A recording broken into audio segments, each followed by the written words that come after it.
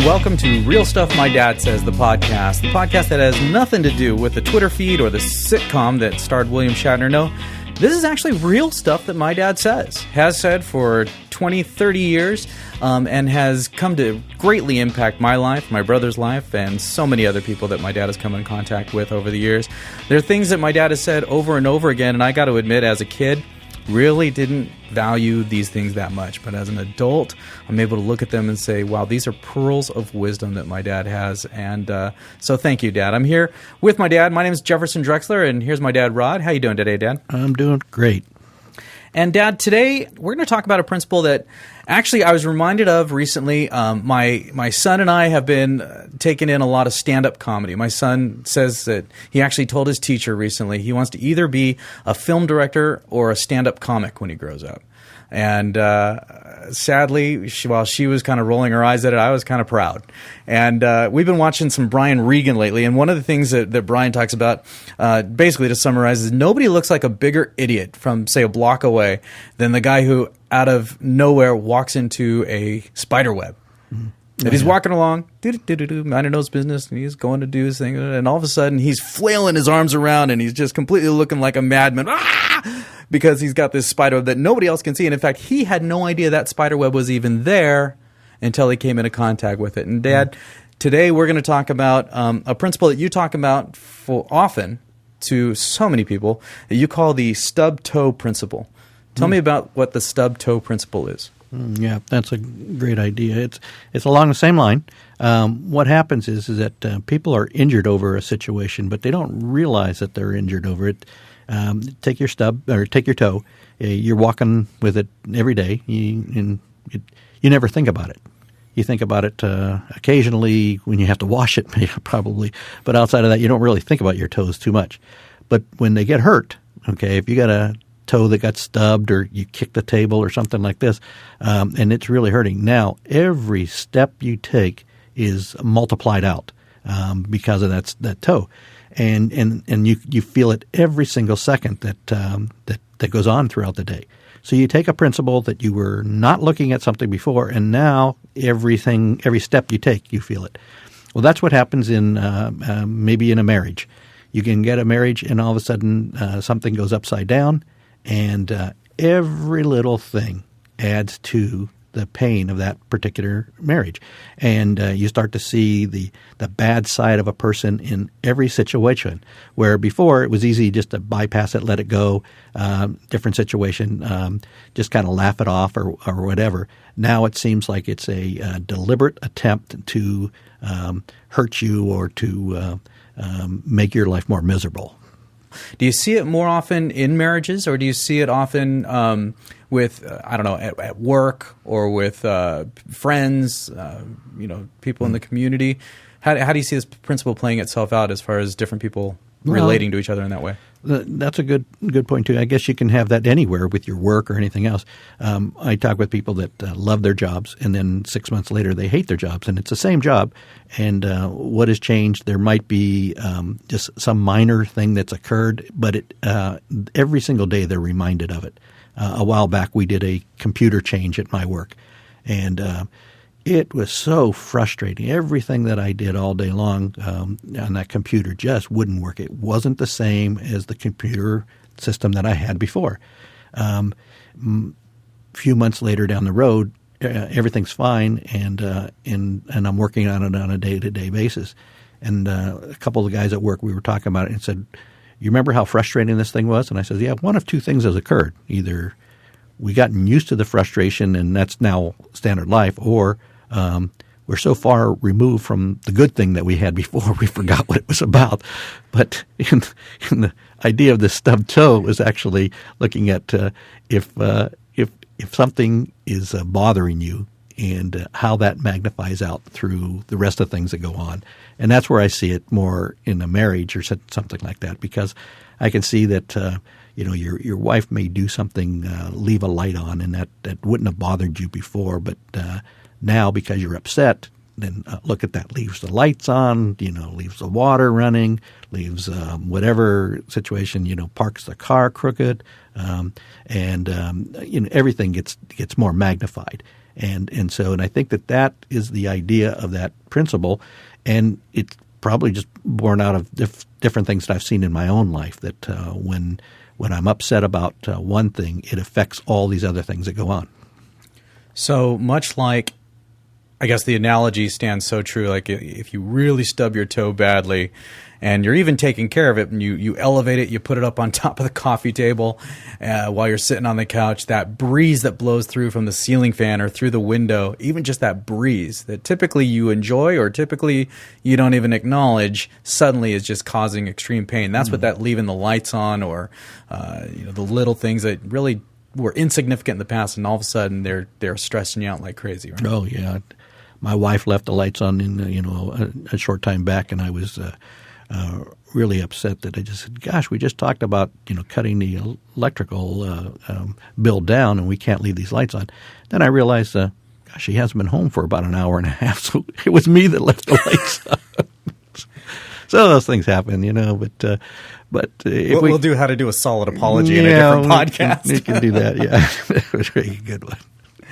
So, Dad, I guess then you're left with a choice.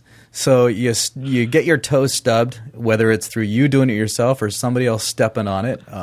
Meaning, the analogy being that maybe somebody else truly did act out and hurt you, and or maybe it was just kind of life took its course and you emotionally took a hit. Oh yeah.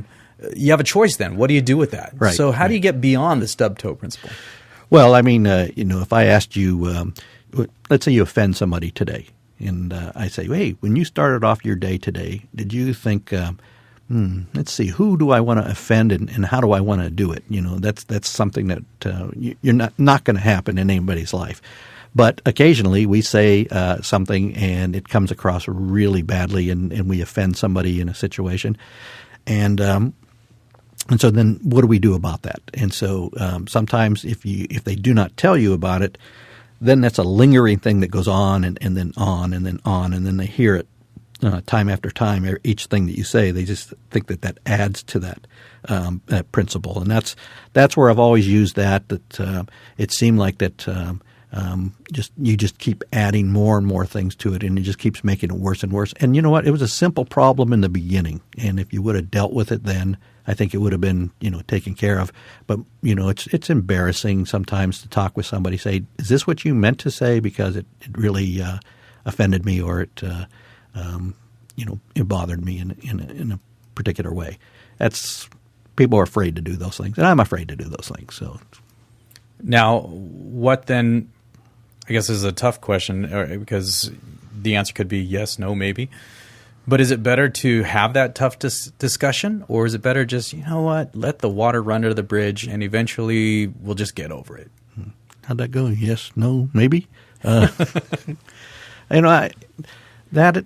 can't cover every single thing in life. You have to get over things. There are just so many to be able to challenge somebody with everything. But if you think something is valuable that it needs to be discussed or worked on, then you've got to find the best approach to be able to do that. And if you come at attacking people when things are wrong, then what happens is that their guard goes up right away, and then they say, "Oh gosh, I remember when you did this." And you know what? Those two things never had anything in common with each other, but in your mind they have something in common because your toes hurt, and that what happens is that you are seeing that everything that a person does is wrong, and I can point out all the things that that they did that was wrong. So, and then sometimes you've told me this before.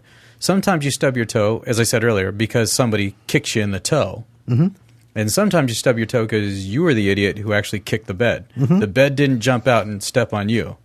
Right. And that's a hard look in the mirror. Oh, sure. And that's where I left the lights on, and but I wish that I had more examples of that for myself to see, because so many times do I do something wrong, and and I think it's somebody else that's done it. A few years back, we were at the first of the year, and we had the calendar change of a new year, and then I think to myself, you know what, I'm going to concentrate, and I'm not going to write last year's date, okay? And so you're sitting there and you're saying, okay, every time that I go to write the date, I'm going to do this purposely and get it right because every time it seems like I always write the wrong year or something like that when I change. Well, one year this happened to me, and I felt so accomplished that I had gone like 3 months without having any wrong dates written down anywhere, that I had really got over this thing really quickly, and it was just comical to me. And then all of a sudden I found like 15 different times I had done it. I just didn't know I had done it. So it was sometimes we don't know what we've done. That's the point of that one. So I guess like we were saying, sometimes you don't even realize you're doing it until you've done it over and over and over again, which is holding a grudge, for lack of a better phrase, or more so, you got her feelings hurt. You've got some sort of situation in your life where you realize this is really painful to me, painful to the people around me, and therefore every little thing that used to not bug you at all is amplified. Oh, yes. And then, you don't even realize that you've been behaving that way until you've done it 10, 14 times. Right. So what next?